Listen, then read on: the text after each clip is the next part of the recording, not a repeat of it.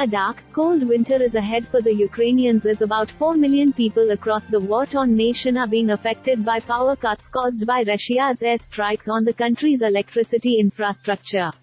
A barrage of Russian missile and drone strikes on Ukraine's energy grid over the past 2 weeks has destroyed at least a third of the country's power facilities.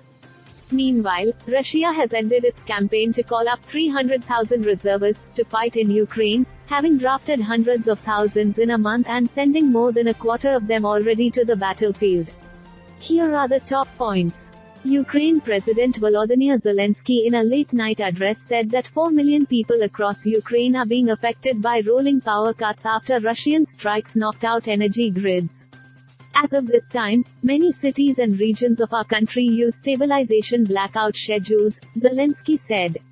In the capital Kyiv, the power grid is working in emergency mode, with energy supplies down as much as 50% from pre-war levels. This means outages of 4 or more hours a day ahead of a cold winter. Around 30% of Ukraine's power stations have been destroyed since Russia launched the first wave of targeted infrastructure strikes on October 10. Meanwhile, Russia has ended its military call-up campaign where reservists were drafted into the military to fight the war in Ukraine. According to Russian Defense Minister Sergei Shoigu, 41,000 reservists were called up and deployed to the battlefield. The mobilization was ordered by President Vladimir Putin last month after his forces suffered major battlefield setbacks, the first time since it launched the invasion of Ukraine in February. The end of the military call-up campaign coincides with an impending battle for Kherson. At least 60,000 civilians have crossed to the left bank of the Dnipro River as Ukrainian forces continue their advance to reclaim the city. However, Ukrainian Defense Minister Oleksiy Reznikov has described the counter-offensive as really difficult because of the tough terrain and bad weather.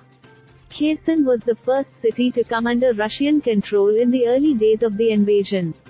It serves as a strategic port city and as a gateway to the annexed Crimea region.